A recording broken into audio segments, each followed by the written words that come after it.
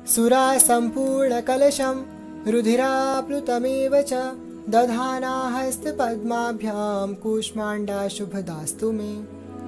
जय माता दी फ्रेंड्स।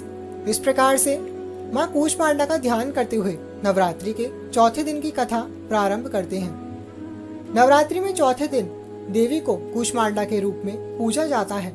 अपनी मंद हल्की हंसी के द्वारा अंड यानी ब्रह्मांड को उत्पन्न करने के कारण इस देवी को कूष्मांडा नाम से अभिहित किया गया है।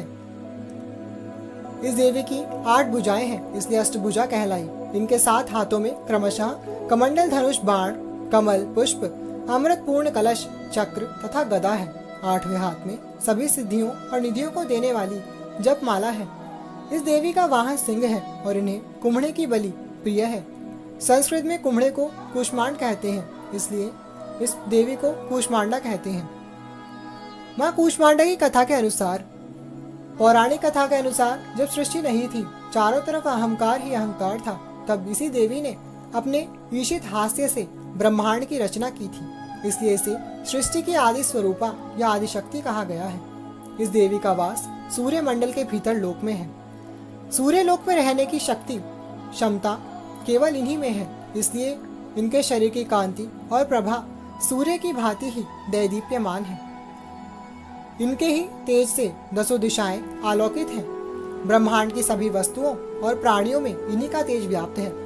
अचंचल और पवित्र मन से नवरात्रि के चौथे दिन इस देवी की पूजा आराधना करना चाहिए। इससे भक्तों के रोगों और शोकों का नाश होता है तथा उसे आयु, यश, बल और आरोग्य प्राप्त होता है।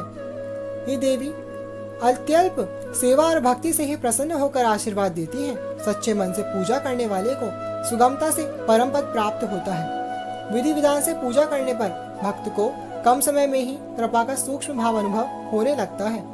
ये देवी आधियों व्याधियों से मुक्त करती है और उसे सुख, समृद्धि और उन्नति प्रदान करती है। अंततः इस देवी की उपासना से भक्तों को सदैव तत्पर रहना चाहिए। नवरात्रि के चौथे दिन माँ कूष्मांडा की पूजा अर्चना की जाती है। कूष्मांडा माँ सूर्य से संबंधित दोषों को ठीक करती है। जिन जातकों की कुंडली में सूर्य नीच का हो, उन्हें माँ कूष्मांडा की पूजा से लाभ होता है। एक अन्य कथा के अनुसार यही देवी शताक्षी और शाकंभरी के नाम से भी जानी जाती है। एक समय की बात है जब पृथ्वी पर सूखा अकाल पड़ गया था। उस समय देवी ने अपने 100 नेत्रों से पृथ्वी पर जलधारा बरसाई थी। अकाल में तड़पते मनुष्यों को देखकर माता का हृदय द्रवित हो उठा और उनके 100 नेत्रों से अश्रुधारा बहने लगी। इस प्रकार से जो जल वर्षा हुई उससे शाक उत्पन्न हुए।